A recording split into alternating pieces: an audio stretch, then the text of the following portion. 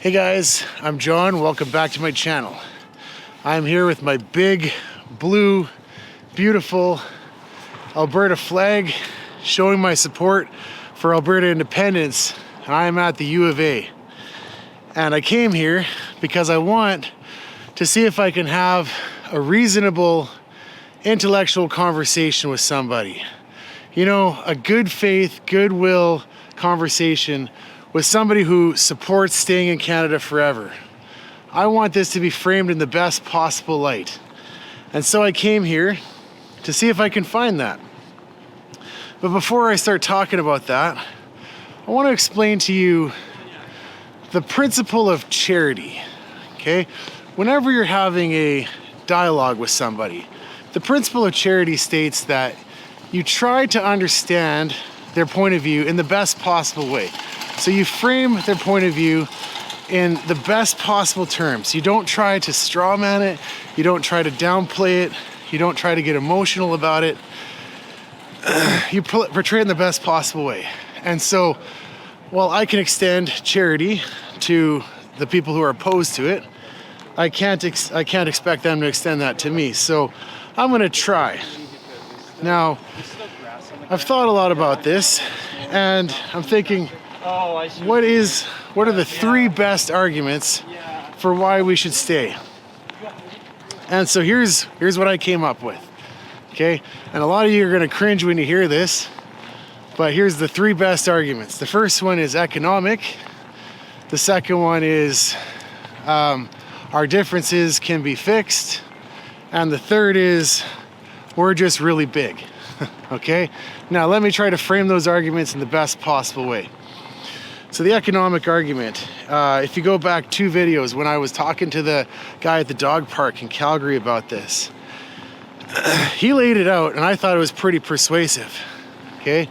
He laid it out and he said, look, I'm like, I forget how old he was, like in his 60s, and he's like, the day we declare independence, there's gonna be a lot of economic turmoil, a lot of uncertainty, and my investments are gonna go down.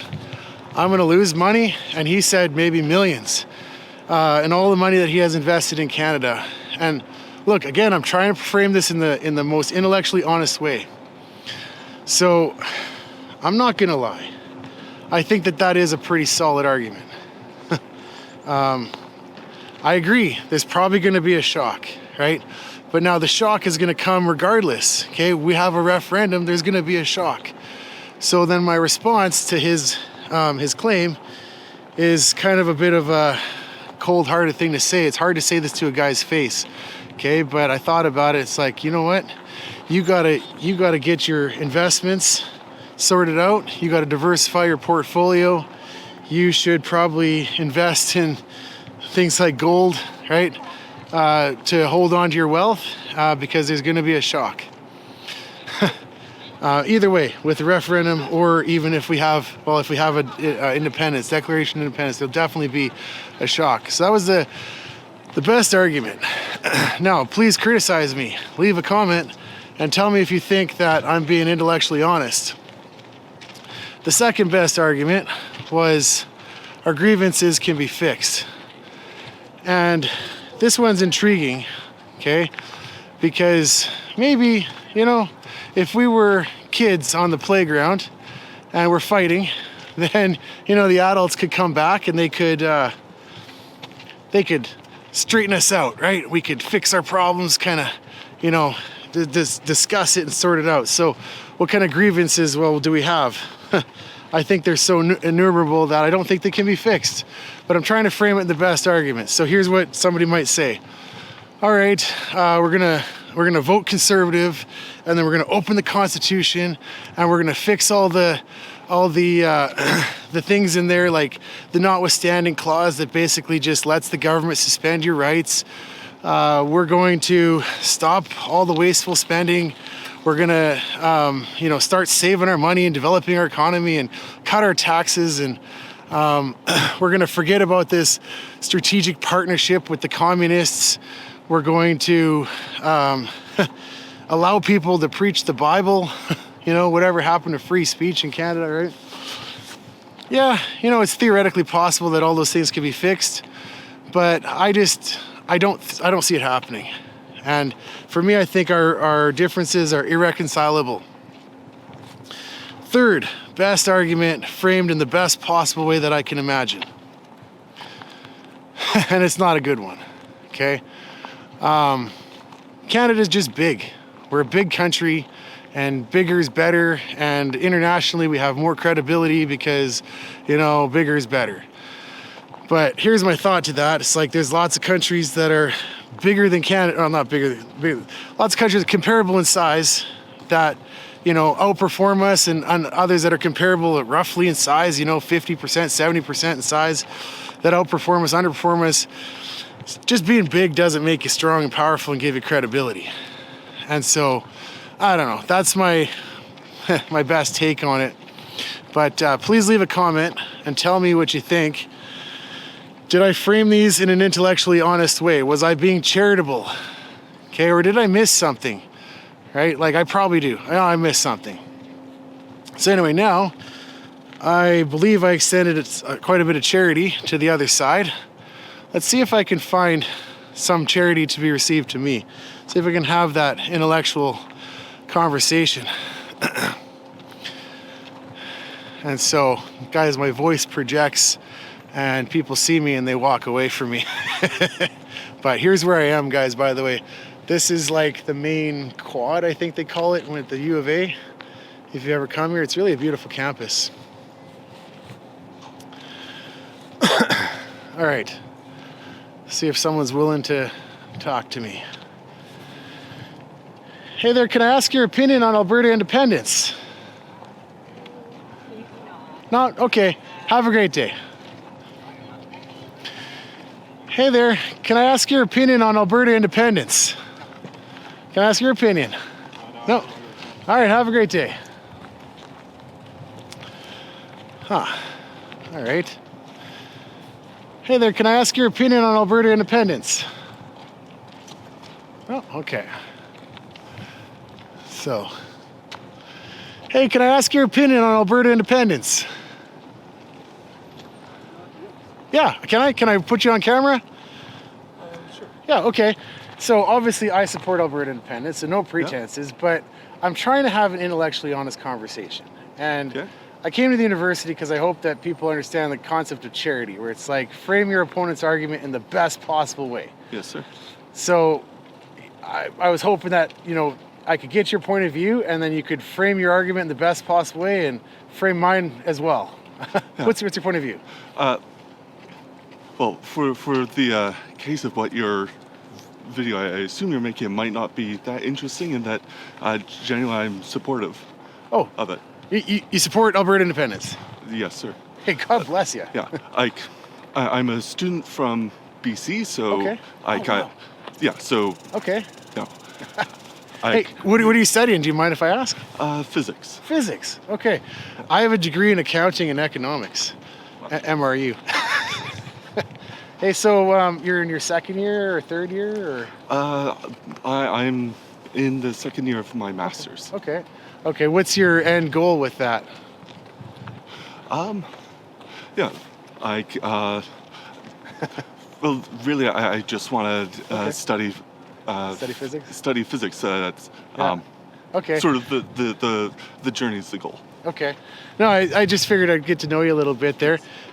So the opponents of Alberta independence, I don't know, what do you hear? Do you talk about it? Do you hear anything from people? What do they say? Frankly, I tend to be,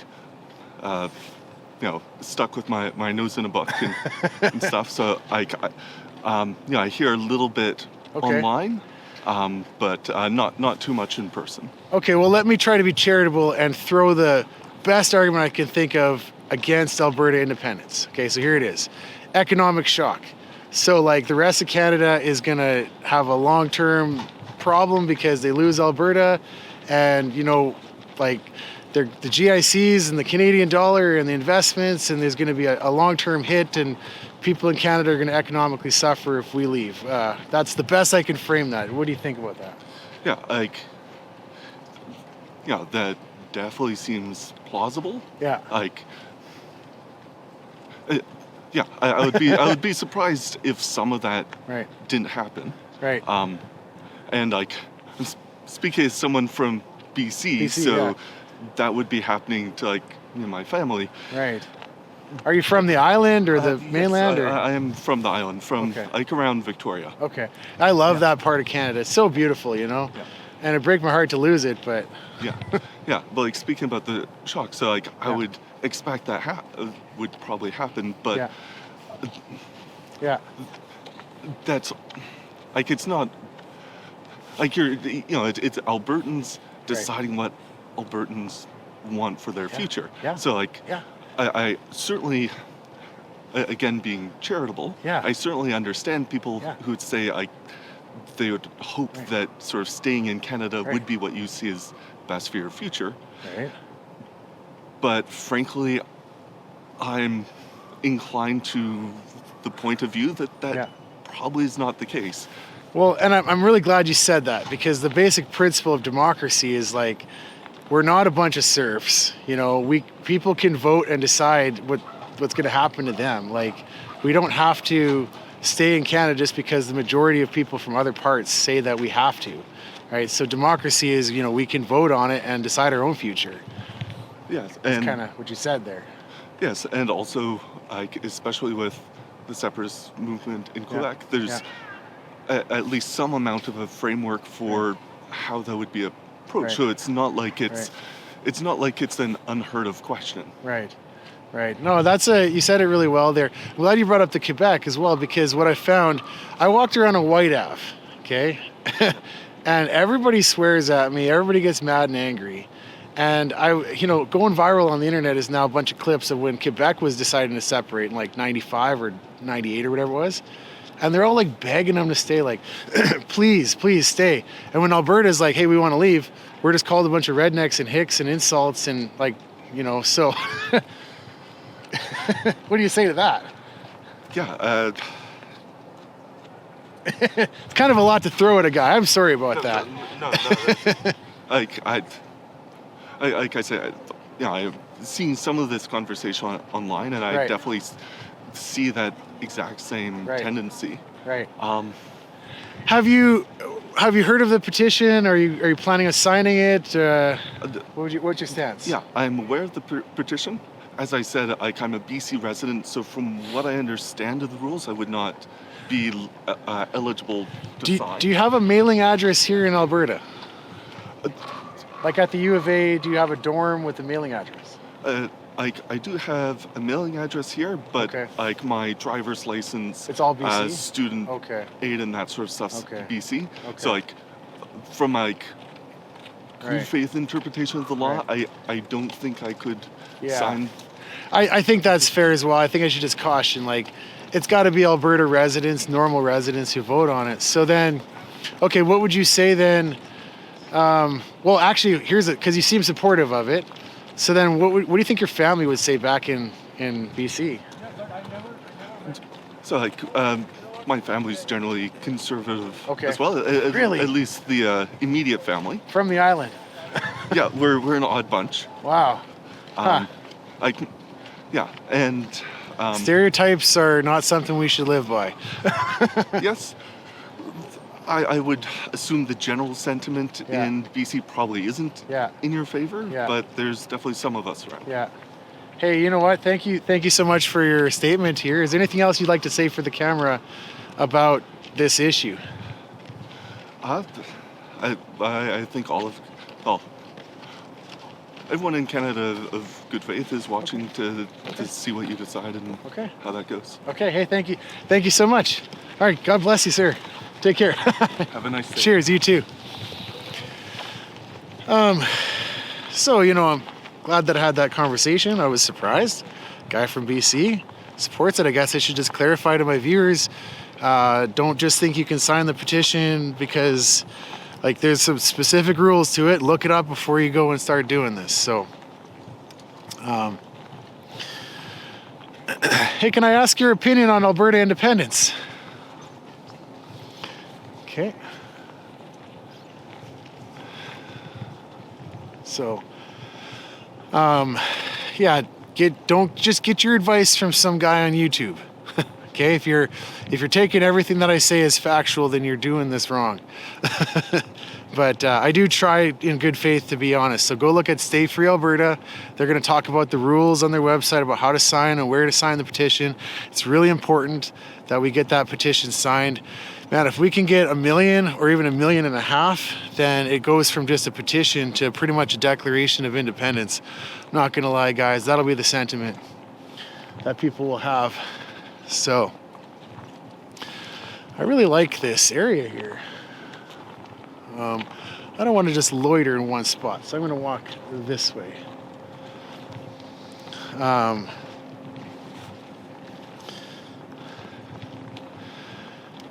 Hey, can I ask your opinion on Alberta independence? Can I ask your opinion on Alberta independence? I don't understand. Okay, have a great day. Take care. Like I said, guys, I don't like to shove a camera in someone's face unless they look like they're going to engage. So, hey, can I ask your opinion on Alberta independence? Okay, have a great day. Take care. You know, I am honestly trying to have good faith conversations. I don't want anybody to accuse me of doing things unethically. I think it's really important that everybody in this movement acts as ethically as you possibly can, okay? Because that way we have the moral high ground, and when they come and they start playing their tricks against us, well, they're gonna have to embarrass themselves because there's not gonna be anything that they can get us on. So, hey there, can I ask your opinion on Alberta independence? You don't like it? Can I ask why? I don't think it's right. I think we're part of Canada. We don't need to be part of America. Where are you from, if you don't mind me asking? From Nova Scotia, but I lived in America. You did? Okay. Well, what do you think would happen if if Alberta separated? I don't know. I don't think it'd be part of America. There's a lot of deals going on down there. Right. Well, no, nobody in this movement's talking about joining the States. That's just the CBC spreading misinformation. Yeah, but a lot of it is moving to the customs of the U.S., like politics that they're going underneath right now. Well, I mean, the argument... With a lot of their ideas, so... Okay. Can I ask you a few more questions? Can I come a little closer to you to talk, or... Sure. Okay, because the microphone is not going to pick it up too well. Yeah. Look, I'm just a dude having conversations with people. I want to have good faith conversations. Yeah, I've So seen a lot, so it's interesting to hear someone else's perspective. Awesome, thank you so much. You're from Nova Scotia. Yeah, only for about a year, so I kind of grew up everywhere. Okay, so part of this video, what I want to talk about is like good faith framing of the opponent's point of view. So if I can make a statement and then you would be like, I 100% agree with what you said, then that means that I framed your argument in the best possible way and I'm like acting in good faith. Okay. So that's like the principle of charity. So would you agree that the best argument is probably something economic? Like there's going to be an economic shock and Canadians are going to like lose investments or lose the value of their currency or something like that? Yeah, there's definitely going to be an economic shock, especially if it happens like right now, especially with like all the tariffs and stuff. There's going to be a huge shift. Okay. So did I phrase it? No, Okay. I mean, very simple. Obviously, I could be more eloquent. Could you extend the same level of charity to me and try to frame what you think it is my best argument would be? About economics? No, just about Alberta independence. Like, why would a guy be doing this? Like, it's kind of weird, you know? You can definitely earn a lot more independence, like in the way of you can rule more closely. The thing with how big Canada is, it's hard to rule overall. Okay. So in a independence, you got more specific rules. You can like stick to more laws that you prefer that would benefit the people, kind of thing. You actually did a really good job actually doing that. Yeah. I thank you so much. Pros and cons to both, so that's always the side. Well, and that's the big thing is like Albertans feel like we would be better off deciding our own future with our own laws, our own, traditions and way of thinking, right? So, okay, well, is there any middle ground then? Because we seem like we did a good job framing each other's arguments. Is there a middle ground? I don't know. It'd probably be more representation for Alberta if it's really what you want. Okay. Because that way, Albertan voices are heard more in the big government. In the government, yeah. Yeah. That's another big grievance that we have, right? It's like we feel like the East is just like set up against us, you And know? that was America's problem too. They felt like there were so many states and some were so much bigger. Yeah. But like it wasn't fair that one state with so little people was Right. getting the same argument as this huge state with so many people. Right. And they kind of figured a way around it, and they had different amounts dependent on their population. Yeah. Well, so they have the Congress, which is voted by popular vote, and then the Senate, which is like geographical. And so Canada just has a parliament, and our Senate does nothing. Like a two-house kind of government. Right. So, okay, well, then we touched on something here. So the argument would be, maybe we can reconcile our differences. Do you think it's possible at all to do that? To the extremes, you can't really reconcile, but if people were willing to meet in the middle ground, you definitely could. Yeah. Yeah. Well, you know, I thank you for your conversation here. Is there anything else you'd like to say for the camera? No, thank you for your conversation. I'm Yeah. glad you were willing to talk about it. Hey, you know what? God bless you and welcome to Alberta. Take care. So guys, you know, just because I agree or I smile and nod and say things doesn't necessarily mean that I personally agree with it, okay? You got to understand, I know you might be thinking in these videos, oh, I wish he would just say something. Like there's a gotcha moment, just get her, you know, that's not what I'm about, okay? I do want to keep people talking because if I start throwing, you know, things in their face, gotcha moments, and then the conversation just breaks down, right? And so principle of democracy is we got to be able to talk to each other. If we can't talk to each other, then none of this works. So here I am talking to people. And you know what I wanted to do was walk towards the business school, which I think is behind this building over here. But I'll slowly make my way over there because I think, yeah, I don't know that there's this Department of Science. Okay. Hey, can I ask your opinion on Alberta independence? Okay, have a good day. Hey, can I ask your opinion on Alberta independence? All right, have a good day. Can I ask your opinion on Alberta independence? All right. Lots of foot traffic here all of a sudden. Class must have just got out. Hey, what do you guys think of Alberta independence? Are you for it, against it? Where do you land on that? What do you think of Alberta independence? No? Okay, thumbs down. All right. Thumbs down, elbows up. There we go, a little gotcha moment.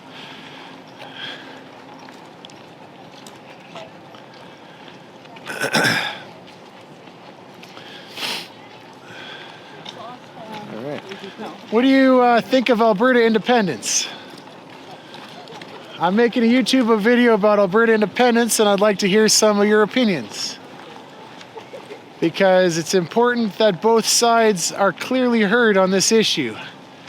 Hey, you look like you got an opinion on Alberta independence. No opinions here, no opinions here. No opinions here? The university is a place where you critically think about things and you debate things. Sometimes, maybe for mathematics, that's it. Oh, you're a mathematics student? Okay, I was an accounting student. Hey, God bless you. Okay, so I'm gonna walk over to the business school because, I don't know, there's the stereotype that maybe business students, I don't know, they might talk a little bit more than the science students, or am I just making stuff up here? It could also be just peer pressure. A lot of these students are walking in groups and maybe they don't have an opinion. Hey, what's your opinion on Alberta independence? All right. Or it's actually that people are getting smart because they know that once you're on the internet, you're on the internet. So, hey, what's your guys' opinion on Alberta independence? You got an opinion on it? Because I would love to hear an opinion on Alberta independence.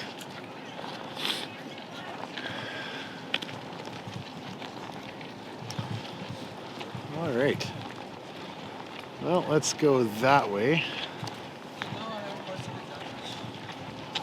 Excuse me.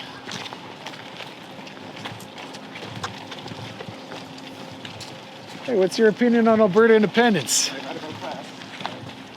What's your opinion on Alberta independence? I'd like to ask a few questions. Could also just be that it's cold and people don't want to talk. Hey, what's your opinion on Alberta independence? Hey, what's your opinion on Alberta independence?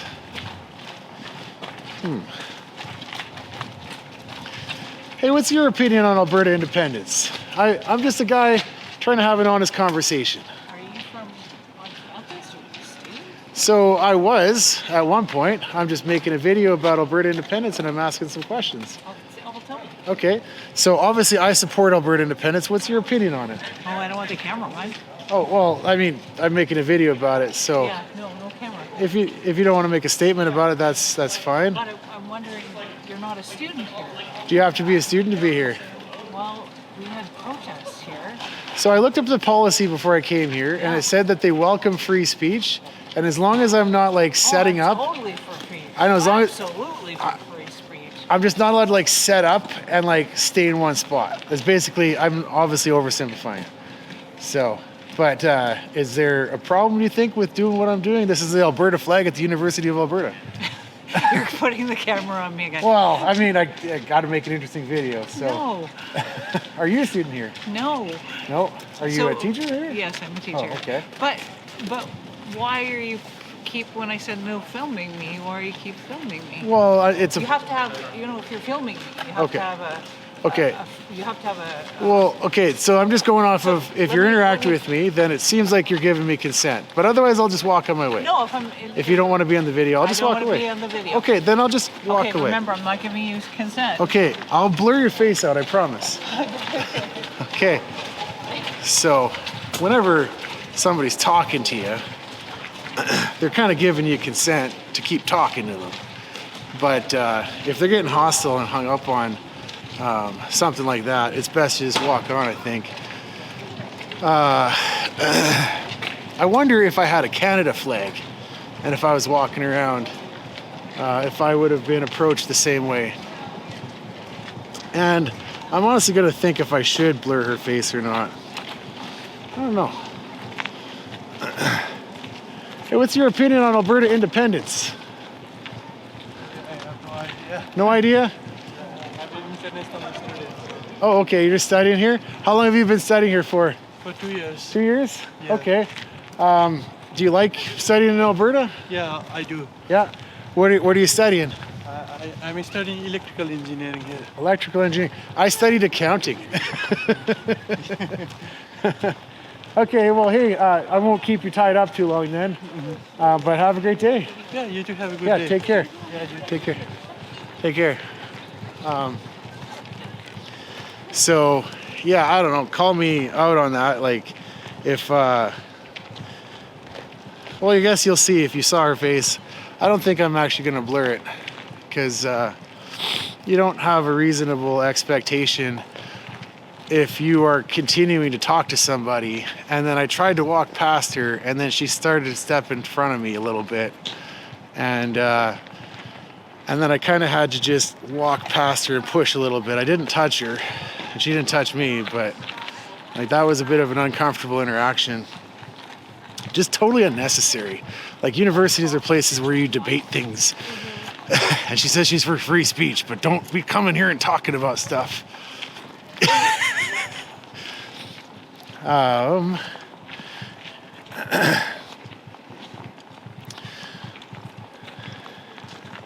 Hey, what's your opinion on Alberta independence? Okay, have a great day. If I shut the camera off, would you answer? Well, just a theoretical question. Have a great day. God bless you. So, I don't actually want those types of viral moments where people throw tantrums on the camera, in front of the camera. And then, all the trolls come out on social media on both sides, kind of like that lady on White Ave. Man, on X, that post got like 80,000 views in 2 days. she probably saw it. And, you know, I don't know.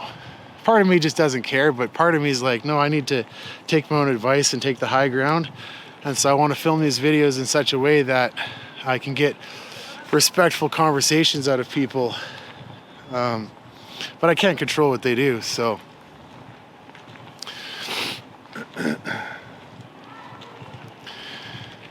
Hey, what's your opinion on Alberta independence?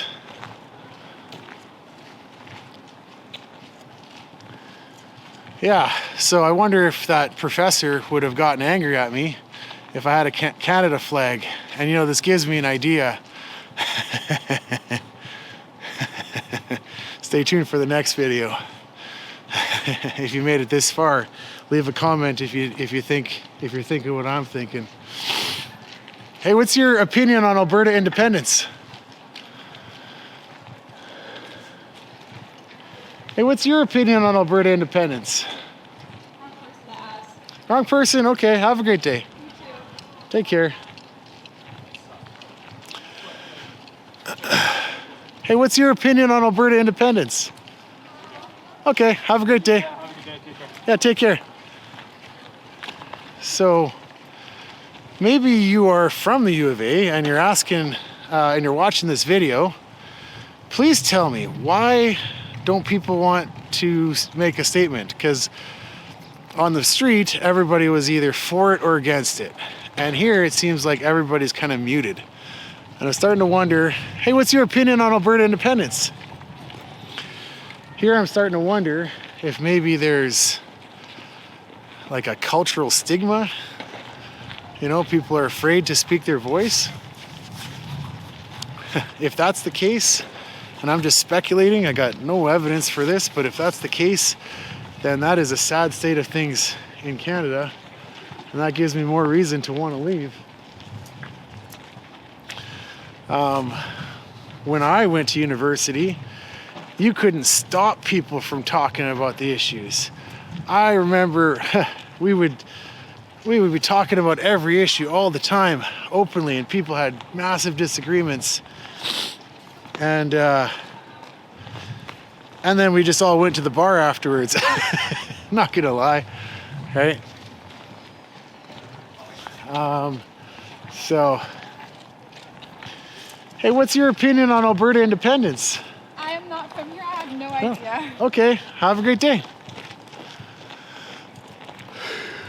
So, wow, I got like, what, 2 people to talk to me, and one of them tried to, shut me down. See, here's the thing. The implication of what she was asking me, am I a student here? I don't even think that that's something that you're allowed to ask, first of all. Like, I don't know, maybe there's something about it, right? I know this is considered private property, but the university has policies of pretty much being open to the public, right? I just can't set up in front of the building over there and have a booth and block the entrance and shout at everybody who walks by. I just gotta kind of keep moving. And so what I'm doing is completely in line with the policy that I interpret it as. But just trying to shut me down, I should just leave, my opinions aren't valid and, we can't even talk about it. Hey, what's your opinion on Alberta independence? Phones get whipped out. Okay. Ooh, here's a good place for my selfie. Hey, what's your opinion on Alberta independence? This is like the Alberta flag? Yeah, this is the Alberta flag. Oh. Yeah. Welcome to Alberta, my friend. Yeah. All right, have a great day. Try to get my selfie in front of this thing. I try to have the flag, in one good position.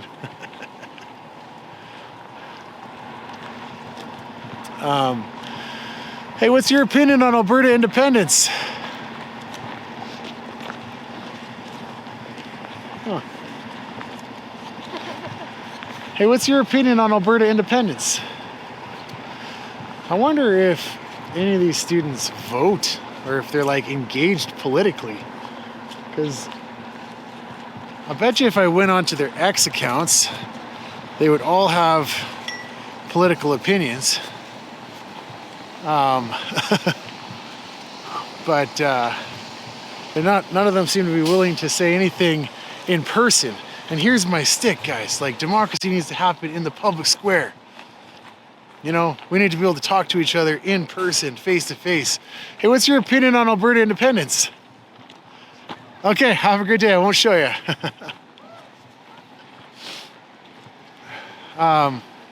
Hey, what's your opinion on Alberta independence? I think financially pretty detrimental to us. Pretty detrimental. Hey, that's the strongest argument I've heard. Can you make it a little bit more clear? Building a whole new police force, border control, full new federal government, and a lot of the other things that come with our federal protection can be pretty detrimental, especially when oil's dropping and Venezuela's got taken over. I think it could be a big Okay. issue. I'm worried about financial I'm kind of blocking the road. Can I ask you a few more questions, if you don't mind? Yeah, sure. Well, okay, I put it on YouTube. I'm just a dude. I'm not affiliated with anybody. Yeah, no worries. So, and I want, you just made the best argument that I've heard. Yeah, well, It's all economic devastation, doom and gloom.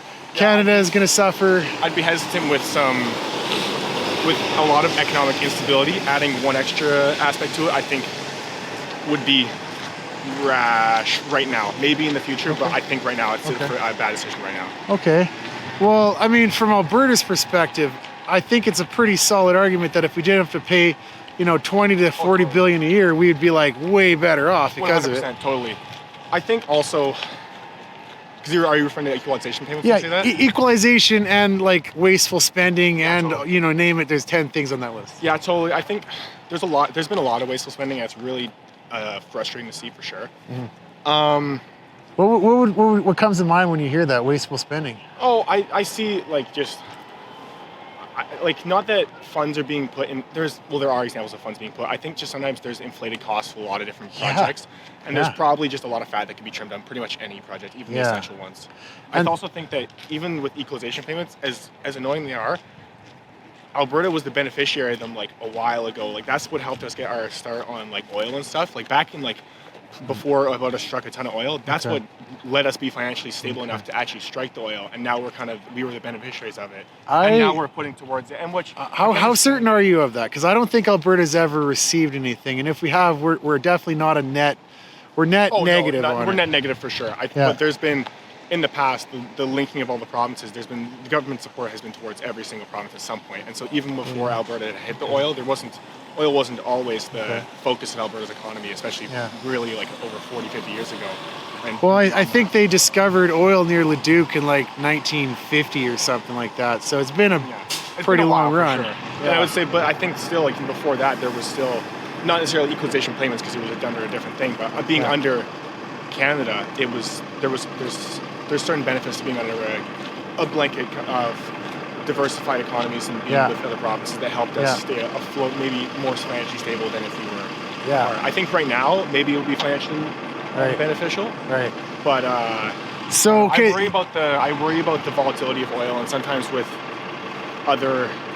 I think it would be harder to go through different governments sometimes. Even with a pipeline, as much as it would be great because we could just, have just the Alberta government kind of just choose on the pipeline. It would be great if it just moved fast. Do you support Alberta independence? I support Alberta independence. Why? Yeah. Well, I mean, I'd love to talk to both of you actually, but can I just finish the conversation with him? And hey, you know what? Thank you so much. Give me one more statement because you're for staying in Canada. Give me your best statement. Convince all the viewers. For me, I think stability I think stability is really important. And as much as, and I can be, and I won't say where I stand, but even if you're the most anti-liberal person with the Liberal government and as many mistakes they've made, I think there's still some benefits to having stability of 9 other provinces and 3 other territories standing with us. And I think that it would be a bit, I've seen how much it would cost for even just a provincial police force. I think there's a lot of other aspects like border control and a little other confederation aspects that we'd have to make if we were to transition, where I think it could put us in a be back-footed a little bit on the financial front if we were to separate. So let me just make sure I understand. So you think that more stability because we're all together, That's little bit. basically the argument. Economic stability. Especially in a time of economic volatility, I think. Okay. For sure. Okay. Hey, you know what? Fair enough. And thank you. I honestly believe that is the strongest argument against what I'm standing for. No, so you did a good job laying it out. So thank you. I appreciate hearing. I'm still not sold on it. No, but that's, if that was the one thing that sold you wouldn't have a strong opinion, and I don't blame you for that. So well, that's all right. hey, you know what? Hey, at the end of the day, we all got to get along anyway. 100%. No matter how this goes. So we can have our opinions. Regardless. This is how democracy works, my friend. I think so. Cheers. You have a great rest of your day. Yeah, have a great day. And, Yeah, so I was okay. I've had a bit of a different experience. I'm a law student, actually. Oh, wow. I was an accounting business student. I tried to get into law school. I got accepted to states in the United States, but didn't go. Oh, well, you know, different legal system, right? Hi. Sorry, I just. Do you want to listen or do you want to contribute? I'm just trying to have conversations with people, and I'm more than interested to hear all of your opinions. I was just kind of curious. Okay. What? Yeah, I was curious. This is what my question is. Okay. You asked him the question, the Right. strongest reason to stay in Canada, but strongest what's reason. the strongest reason to leave? You know, and okay, so first of all, this is a great argument. I am trying to collect my thoughts on this. Hey, God bless you. Trying to collect my thoughts on this too. I think for me, Canada is too diverse economically and culturally to be effectively governed. Okay, so Yeah. so if I break that down a little bit further, Okay. the primary economic driver of this province is what? Well, our natural resources and But like it's not- 70% It's oil. actually our people, right? Oh, okay. Yeah. You know what? Fair enough. You got me. It's our people, right? And we Yeah. have more than 50% of the population in 2 cities. Those Yeah. are the primary economic drivers. And even if, we have our resources and so forth. Yeah.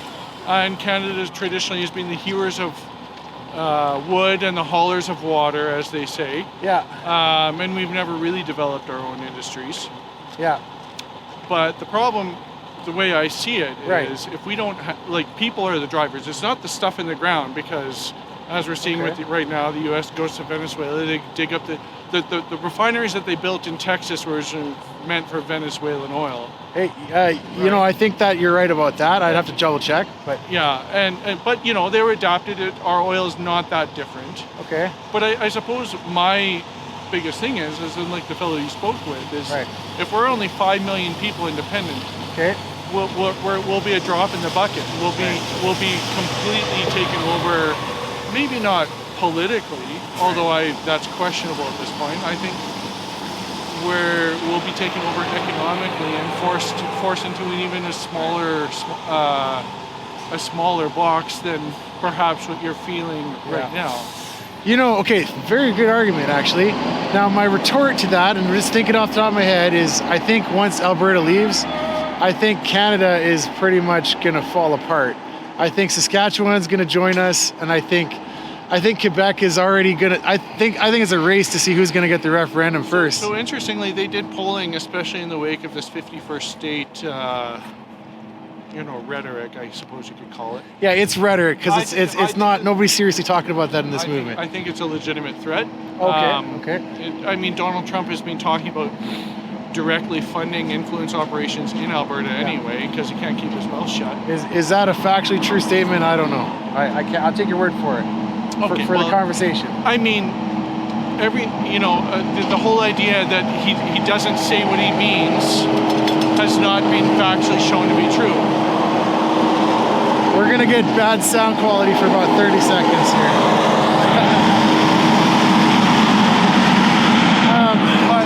So it's like I don't really. The only conceivable way I can see independence working for Alberta is if every single U.S. state and every single Canadian province was small enough that none could overwhelm the other.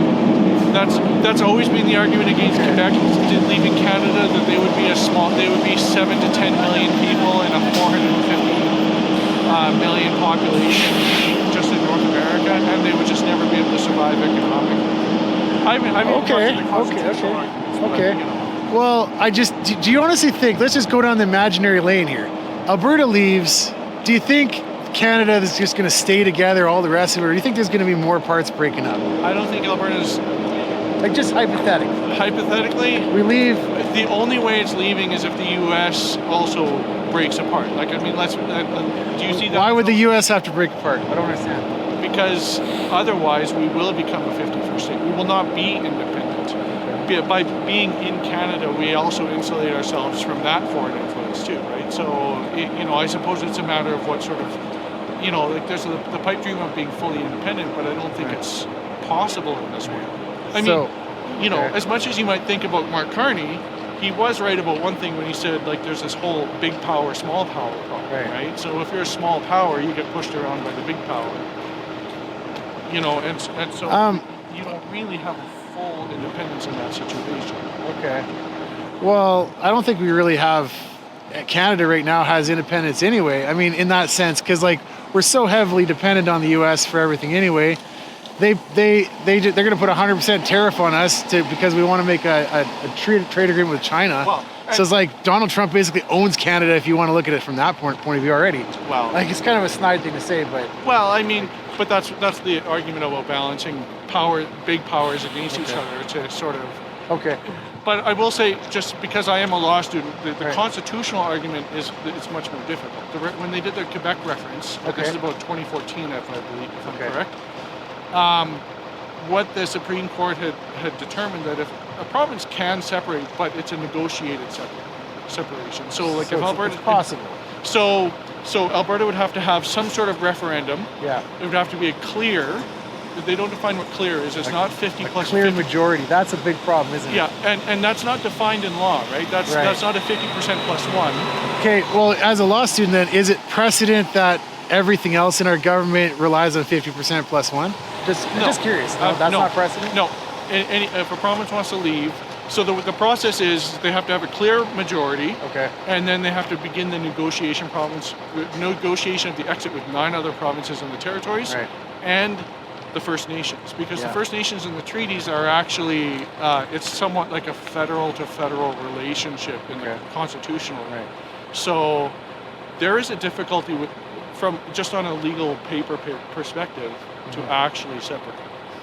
Yeah, I mean, lots of countries have separated, though, and I mean, I'm sure before they had legal arguments. It seems like if the legitimacy of the government is being undermined, then whatever's written down on laws kind of only counts so far, right? You're talking about the de facto approach of like, okay, what it says on paper is not necessarily... Because like if good faith negotiations don't happen, then it's like, well, what's stopping Alberta from just declaring independence, getting internationally recognized?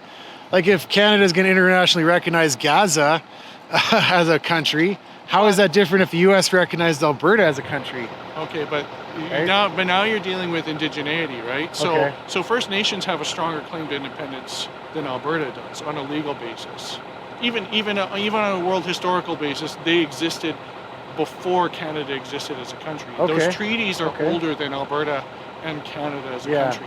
Gaza, I mean, we're talking international law here, but those people are the actual people that lived there. The people that moved in after mostly came from Europe and other parts of the world. But what does it mean then when Canada recognizes them or not? Like, what's the point of doing that? I suppose you could say international law, just like like you alluded to, law doesn't exist unless we believe in it. Currency doesn't exist unless we believe in it. Right. So, yeah, de facto, you could say if you can get a significant majority to agree. But the fact is, like, I consider myself Canadian before I consider myself Albertan. Okay. My family came to North America before, well, on one side, before Canada was a country. Yeah.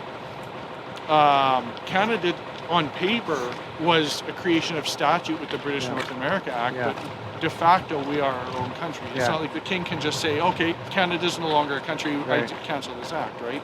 Well, there was a time when he could do that, but I think that ended like 1930s, and then we went through like a gradual transition to becoming what we are today. But I mean, I'm not a constitutional expert, so I'll take your word on it. But there is one thing in the Constitution that really bothers me. It's the notwithstanding clause. Like the government can just take our rights away whenever they deem that they can take them away. Is that? Did I frame that correctly?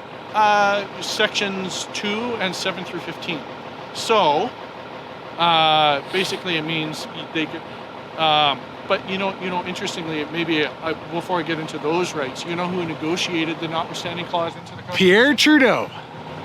No, Peter Lougheed. Oh, really? Okay, I stand corrected. As a condition for signing the Constitution Act for 1982, Peter Lougheed Peter Lougheed. And he was the premier of Alberta. Yeah, the premier of Alberta, in conjunction with the premier of Quebec, demanded the inclusion of a notwithstanding clause. Right. So that's actually our own problem, right? So. Okay, well, I want to see it gone because to me, a right is like a right that the government can never take away under any circumstances. I'll give you an example. They use it on to force the teachers back, based on freedom of association. Yeah. And there's actually a reference case going to the Supreme Court in March about whether they can even make a ruling on a notwithstanding clause. And the point of that is if it expires, say there's a new government, it expires automatically after 5 years. Does the law automatically expire or not? Okay. That's an open question. Okay. It's an interesting question. Yeah. But when when you actually talk about the rights that can be suspended, that could mean your religious freedom rights are gone. That could mean habeas corpus. So the police could in theory, the police could throw you in jail without a charge and not have to tell you why. Didn't they do that during COVID? No. Oh, no. They didn't use that, but like officially. Hey, look, that's one thing that worries me. And I just think the best argument I can think of to stay in Canada is like our differences are reconcilable. We could solve our problems like a bunch of adults, just sit down and solve it. But like if we open the Constitution, what do you think the odds are we'd actually fix all this stuff? Well, so it depends on what you're changing, but the usual formula is the 750 formula. You have to have 7 provinces that have 50% of the population or above to agree on a constitution. Really unlikely. Plus the House of Commons, plus the Senate. Right.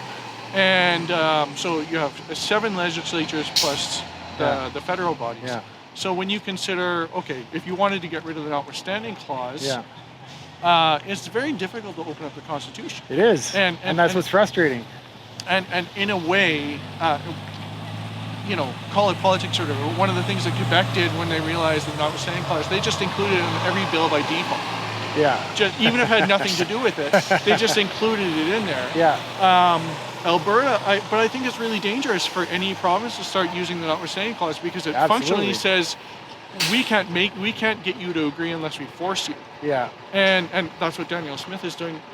Did. Doug Ford used it to open up the Greenbelt development, which is real estate related. The whole point, even with Peter Lougheed's argument about the notwithstanding clause, was that it would be used so that we think the courts are being too activist. We're going to put it to the population, and we're going to ask the population what they think. But that's not what's happening right now. Right.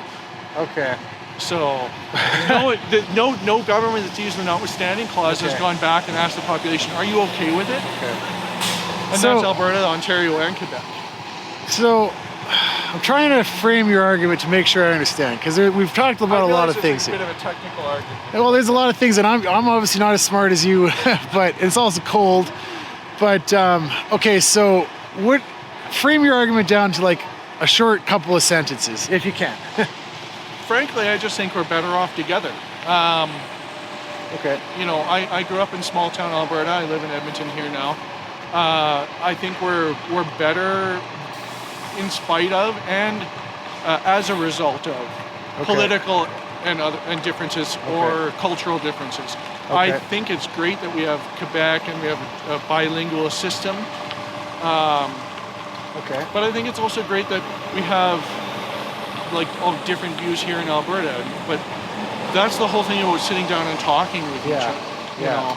And that goes both ways, right? Absolutely. That's what I'm doing right now. So, my best argument was kind of we're too big, too economically diverse, culture diverse to be effectively governed. I don't think we can open up the Constitution and solve these problems. I think that Ottawa is just going to be able to keep on pushing us around, like the Laurentian elites is what I call them, right? I'm not a huge fan of the Laurentian elites either, but the fact is Alberta will be a small fish in a very, very big pond, and I think we would be in a serious trouble. Right. Never mind all of the technicalities about geography and how the province might get carved off if it tries to leave. Okay. But are you really, honestly, in your heart of hearts, worried about the 51st state kind of thing? Yeah. You really are, Donald Trump is just going to take us over? Just look at what happened in Venezuela and the threats of Greenland, right? Are you against what happened in Venezuela? You think that was a bad thing? Yeah. Regardless of the crime, the alleged crime of what Maduro did. Why is the United States allowed to go in and police another country's constitutional? Right. They convicted him. They're charging him under an American law, not a Venezuelan law. Yeah, fair enough. So if you follow that logic, we could say, well, Donald Trump wasn't, he said, we're going to arrest Donald Trump. he said hate speech in Canada, basically in Canadian sense, so we're going to arrest him here. Like that's not how it works. Right? I'll tell you though, I do personally know a lot of Venezuelans. I have Venezuelan family, and everybody in Caracas was like 100% cheering when that happened. It was tears and then laughter and tears and laughter. They were begging for the Americans to come and take him out, and they're happy that they. But just look at Iraq, right? People are happy about Saddam Hussein being gone. However, a million people died as a result of that. Okay, well, I guess we'll see. So this is really, it's more like, what it almost sounds like what you're arguing, and I'm not saying this. That there should be some sort of, like, we have an International Court of Justice, right, that should be able to convict these world leaders for doing crimes against their people. Yeah. But then we have a sovereignty issue, and then we have to really consider, like, well, what does sovereignty mean in the context of multiple countries? I'm personally okay with the United States, whatever they did there. If it's legal or not, lawyers can argue about it, but I'm happy to. But that's like kind of besides the issue here, right? Well, it's more like if they do it there, are they going to do it here? Are they going to do it here? Are they going to do it there? Does anyone get to do that? Okay, so now what if it was China that did that? What if China goes in and replaces the leader of Taiwan? Right. Is that fair? Yeah, well, I don't know. And I mean, in the game of politics, like, people are doing stuff like that all the time, right? Countries are attacking and doing espionage and sneaking things in and stuff. So, and I mean, if the Americans wanted to take us over, they would take us over. Like, if they want to take out Carney and everybody, we wouldn't even see it coming. So I'm not worried about it, because, like, it would have already happened, Maybe.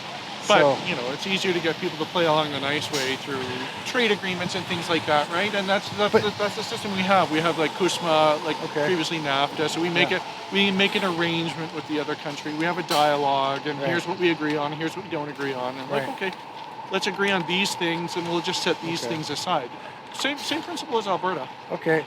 But, like, one more thing about the American things, like, what's really the problem? Why is everybody so mad at the States? Like, I love the States. Culturally, we're very similar to them. We speak the same language, eat the same food, same religions. The differences seem huge to us, but compare Canada to China. And right now, we're signing a strategic partnership with the communists over there. And it's like... they're not even communists anyways, but... Well, they're like a horrible dictatorship that oppresses the Uyghurs and the Hong Kong and every Tibet. Like, there's nothing good about China. And our prime minister is snuggling up to them and pissing off the Americans. I'm like, the Americans are our friends. I love them. But then we're giving up our sovereignty if we only ever do what the United States does. What do you think the Chinese are going to play nice with us? Our own self-interest, right? Are we acting for ourselves, or are we acting because the United States tells us? That's that whole notion of sovereignty. Okay. Here in Alberta, I hear the argument that Ottawa doesn't listen. You hear it a lot, yeah. I hear Ottawa doesn't listen, and we're forcing Alberta to do X, Y, Z. Okay, well, but why is it then fair for why should Canada then do the same thing for the United States? Yeah. Hey, listen, I'm still wearing my sunglasses because it was daylight when I started this video. And so, hey, you haven't changed my mind, but you give me some stuff to think about. Have I changed your mind at all? Or... I'll be honest, I come back to it, we're stronger together. We're big and strong and big and strong. Is that the argument? Well, no, I mean stronger as a people, as a culture, as a community, as, Are we really a people, though? I mean... Well, okay. Like... I'm Métis, so my people predate Canada. Right. So should the Métis get their own homeland that's independent of Canada? It's funny you say this, because you mentioned the treaties earlier. What about the First Nations? Should they go back to their traditional territories? It's funny you say this, because you mentioned the treaties earlier, and I wanted to touch on that, but it goes by so fast, these conversations. We could renegotiate the treaties and come up with something fair. And honestly, my opinion is... Fair for who? Because if you talk to First Nations, we have to fight it out, or not fight it out. Negotiate because the treaties were never really enforced. where we're standing, actually, I should say just across the river, Glenora neighborhood. Is that Treaty 8 or? Well, 7 that right was, now? That was reserve land. Okay. And there was a minister in the 20s, Oliver. I think it was Oliver. Anyway, minister of the government of the 80s basically made a trade where Enoch Cree Nation is now. That's the trade. Yeah. Okay, you move out there. We'll pay you this much flour, this much beef, this much cash per Yeah. week. Within a week, he reneged on the. As soon as they moved out, he reneged on it.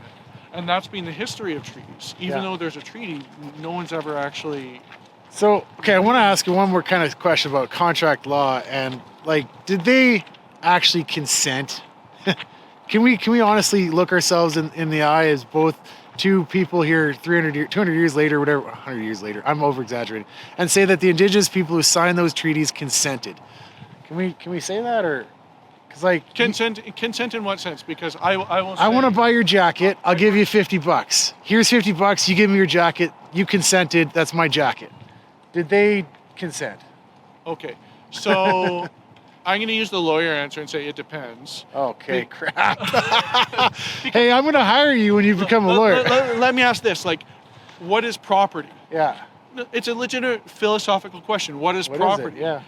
Like the Western notion of property, the European notion comes from the Romans saying your definition of property is what you can destroy. Right. But they considered their only meant the head of the family owned, under Roman law, owned his wife, owned his children. Property, chattel, yeah. Yeah, you could kill your children because you were allowed to under Roman law because of domino, right? That's the. Okay.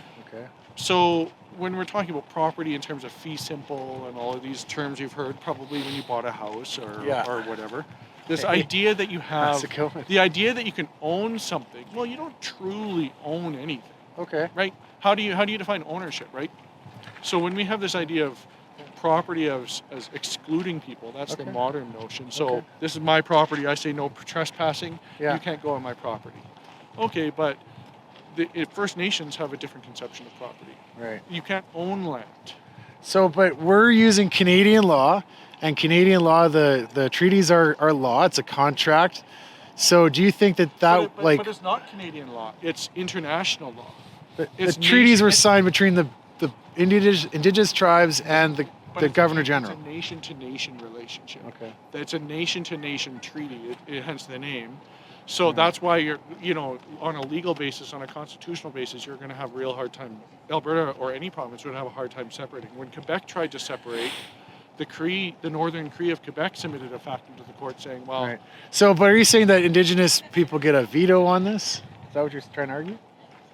A legal veto, essentially. Okay, because there's some lawyers in this movement who say you're wrong. And I mean, I'm just going off of what lawyers say. So the last lawyer who said something to me is going to be the lawyer that I'm going to side with. But well, I mean, why do we have 9 Supreme Court justices? Because we don't always have one clear opinion of the law. Okay. So, and they often will raise counter arguments even if they're in the dissent and so on and so forth. Okay.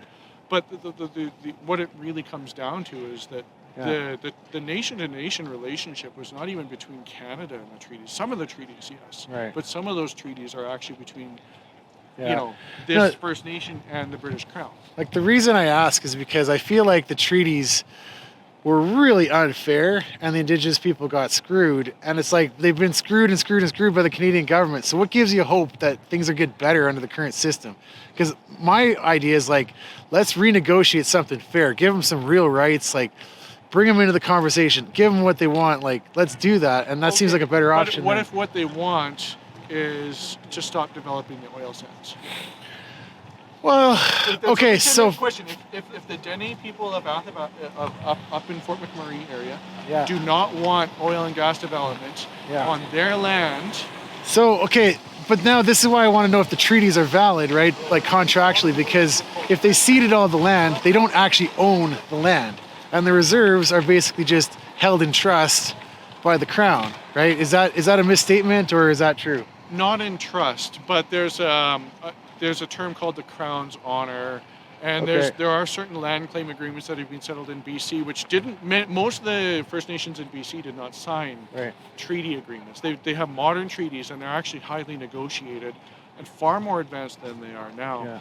I suppose what I would say is if you're asking about whether First Nations would get a better deal Yeah, I think with they an would. independent Alberta, the track record shows otherwise. Because Danielle Smith is not, like, as the Premier of Alberta right now, she's not respecting the treaty. What is she doing? So I mentioned oil sands development and pipeline development. If we don't want a pipeline, if someone doesn't want a pipeline going through their land, Yeah. under the Western notion of property ownership, with what we understand, Yeah. if you don't want a pipeline going through your land, do you have a right to say no?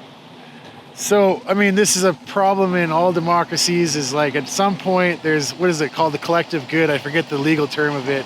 So Imminent domain, right? Yeah. Is like, So okay, essentially- it just, but there comes a essentially- tough luck moment when it's so like, this, I guess, what I'm getting at is Yeah. property is a fiction. yeah, It's a convenient Yeah. fiction, but it's when you really get down to that notion. so Alberta is property of Canada as a fiction A too number under of years that. ago, if you remember, there's a case in the early 2000s, late 90s. Weeble Ludwig didn't want some gas line. I remember Weevil Ludwig. And he did some other stuff that wasn't great. He did a lot of stuff. But yeah. he did not want a natural gas pipeline going across Yeah. his land because he argued it was going to poison his cattle. cattle. I believe. Okay, so but he didn't get a chance to say no, right? And so, Did they not give him a time in court or what? I don't remember. That's too far along. I can't get my facts straight. But I mean, we don't have that Roman notion of like absolute no, right? It's about collective good. It's about negotiating. So I suppose I would say, on a strategic level, you're talking about treaty relationships and negotiating. The history of negotiation has not gone well in the past. Right. So I don't see the incentives for First Nations to necessarily want to. Why would they renegotiate? Because if they get a worse deal. Well, look, they get the. something forced. At worst, they would get the same deal, and then at best, they would get the same deal with Alberta, and then the second best is they get a brand new deal, and it can only get better. Like, I just can't see that.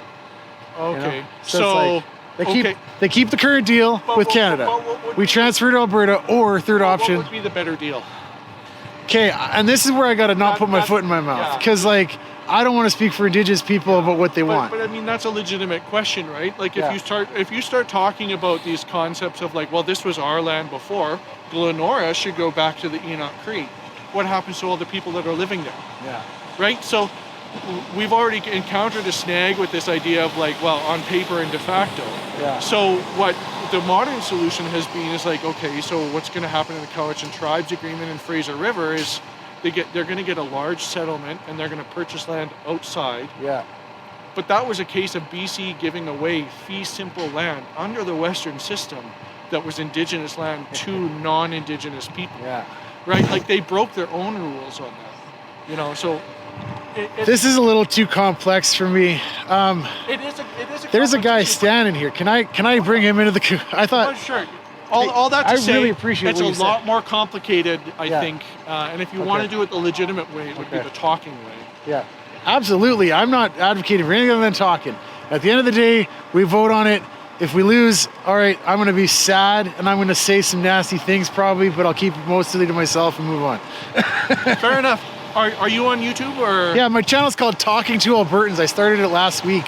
Oh, okay. I just do this and I walk around. I went to Calgary yesterday. So, hey, what's your opinion? I honestly believe that just Alberta should stay in Canada. Like Okay. my whole support has to do. Cheers. My whole. Can we, or where are you going? I got to walk that way. Oh yeah, of course. I personally believe that like we have to respect the treaties, obviously, and it's our responsibility as Canadians to maintain that law, Okay. the treaties, and the belonging to Native people and Indigenous people. Well, I don't think anyone in this movement is saying to not respect the Indigenous treaties. We're saying we can improve them or leave them as they are. But like in what specific way? Because the way I see it is like Daniela Smith, for example, Yeah. doesn't really care that much about it. In my personal perspective, she hasn't really done much. I just want to be careful she- not to put words in her mouth because if you could quote it, but neither of us can do that in this conversation. Like Yeah. maybe she said something that could be interpreted that way. I can only speak for myself. I mean, like the action in itself in allowing something to take place that allows Alberta to secede is in itself a threat to the Indigenous chiefs and whatnot. I mean, they're even pissed themselves that this is taking place. Oh yeah, So but yeah, I'm with them on that 100%. And also, not to mention, like, here's the thing about the Chiefs, though. Honestly, someone's just got to say this. Like, there's so much corruption. It's not a democracy the way you think of it. Like, we vote for a city council. Like, there's so much corruption on the reserves. yeah, but It's a real mess. The reserves, the reason for the conditions mainly has to do with the Canadian government and the complete lack of funding for them as well. And when you chuck a bunch of people into a specific little box, it ends up becoming really, really You fucked think up. funding is the lack? Like, how much more money? I mean, most of them don't really get clean drinking water, and their healthcare systems on there are really fucking bad. Billions so, of dollars, and they still don't have clean drinking water. Let's throw another billion at it. Yeah, I still don't believe it, man. I don't think that the Canadian government, nor the Albertan government for that matter, care that much about the Indigenous people. Like, they always get the short end of the stick, man. And So this is actually a problem. And I'll tell you, independence for Alberta is also throwing off the current Alberta government. yeah, I'm Right? aware of that. We're throwing them off too. I've seen it happen before. With We need the to replace it UCP. with a better system. I don't believe though that Alberta independence is a better system. I just don't. I honest to God believe that staying inside of Canada is our best bet, especially during these times with Donald Trump and the MAGA base of support. Especially, you see a lot of overlap with like the new Alberta Republicans and MAGA. A lot of that support there's some comes people from that saying kind of that. group. And the way I see it, it's almost like a form of treachery. Treachery is a strong word, my friend. It's what Because that implies like hangings. no, not a hanging. If you're treacherous, then that's like No, I believe it is like a form of traitorous, like a belief to believe that to believe in like seeing Canada is not as good as the United States, like a lot of Albertan Republicans think. okay. Yeah, I don't find that to be right at all.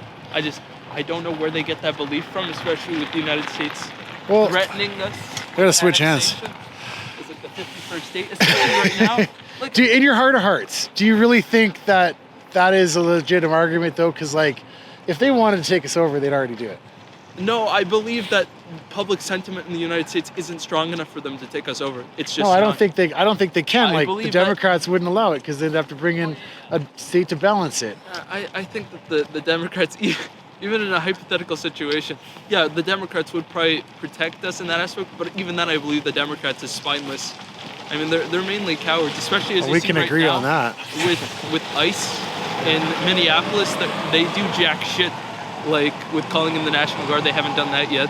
The killings thus far, they basically just write strongly lettered notes and say, Trump, stop this madness. I don't believe in the Democrats. I think they're pretty awful as like a second party. But like, I don't know, like, So like we're in Canada, and I know we all like to follow American politics, but like it is a different country. And I'll tell you, the people I know, none of us are getting paid by the states. We're all just doing things on our own initiative because we truly believe in freedom, and we believe we'd be better off as an independent country. And so a lot of the fear mongering I think is coming from CBC, is just saying stuff. okay, where does your belief in the fact of us gaining independence, what's your belief that we would become better in turn? Where does it come from? So just a basic economic argument is we'd be paying way less taxes. Like we pay about $23 billion a year net in equalization. And if you take out a bunch of other things, it's estimated we'd save 20 to 40 billion a year that would stay in Alberta. It wouldn't be going out of our province. Like that alone is like our military in Canada is like 35 billion a year. So like just to put it in perspective, like that's how much money Alberta would be stuffing in our pockets to do our own thing with. I don't see how it's necessarily bad to pay taxes though. Like I don't have a problem with it. Where my problem goes wrong is where those taxes go. Right. That's mainly the problem. Oh. Like, I don't have a problem with public Hey, public goods or welfare. I don't have problems with that. Like we were right there together. You and I, 6 months ago, I was there because I was like, you know what? I want Canada to be prosperous, and I'm willing to see my taxes go to other places to help.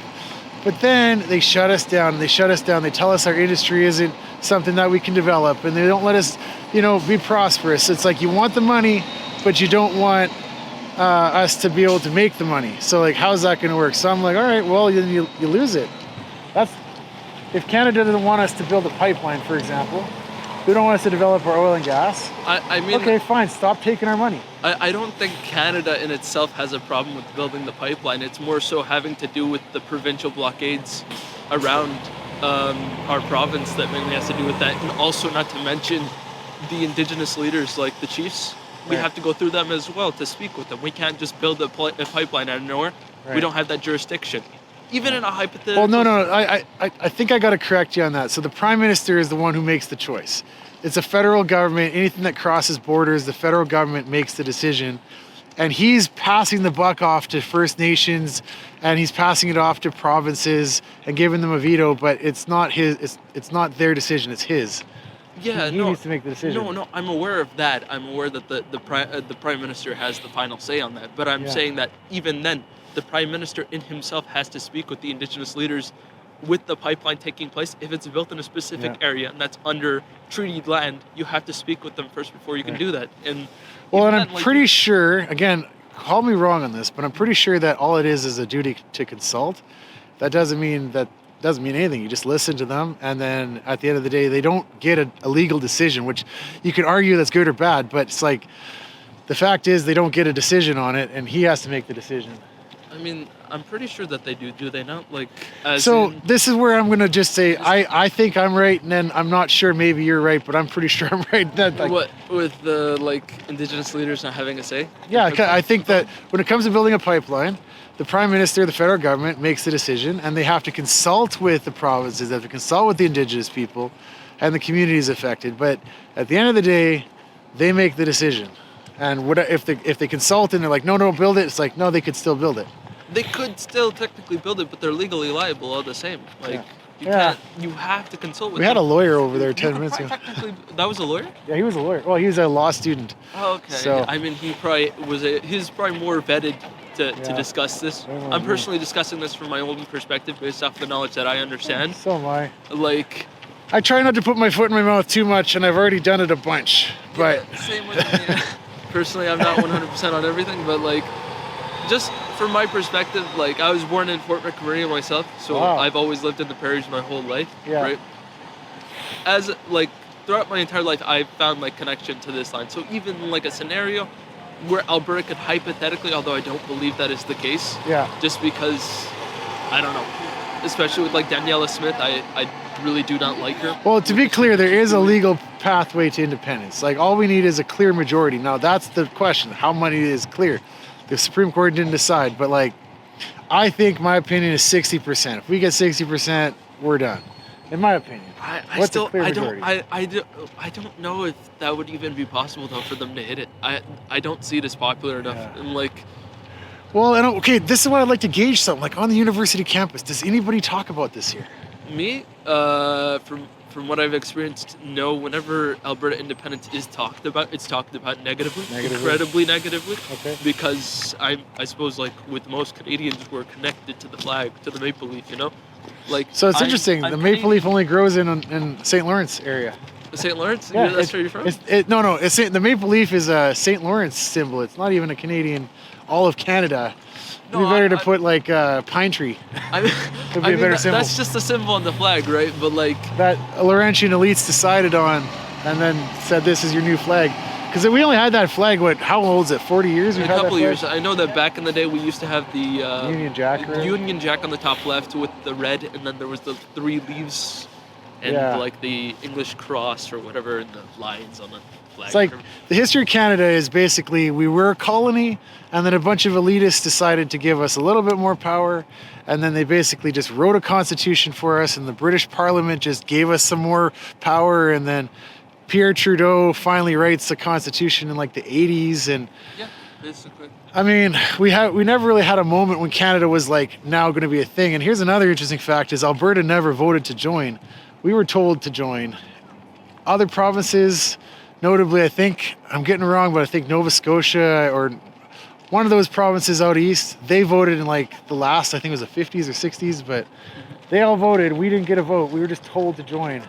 And Saskatchewan too. Probably, but to me it doesn't really matter that much. As I stand right now, in my heart, I'm Canadian first. I'm Albertan second. Even though I was born in Fort McMurray, I was born really, really, you know, in the oil sands. Like, I have a connection with my family through the oil sands because, you know. And I got one more question. I got to finish this video because I'm like. Don't worry, it's fine. They're taking my picture. You want to come over and explain your opinion to me? You got a thought about Alberta independence? I'll just take your picture too. Have a great day. What was I saying? Okay, here's my question for you. Final question. Let's say that we get 60%. Okay, 40% vote against it. What's gonna happen?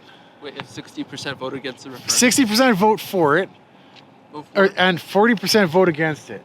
40% vote against it. I don't believe that's gonna happen. No. Just go with it. I'm pretty sure it has to go to the Governor General, where the Governor General has the final say, if I'm not mistaken, or just the Governor General. Oh, okay.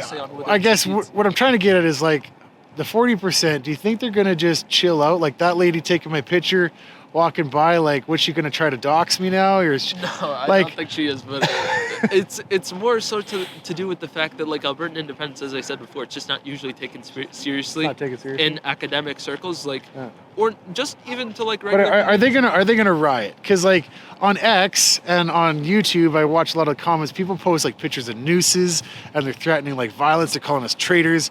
White Ave, they swear at me like crazy. Here it's peaceful, but I don't think that people are gonna try and kill you.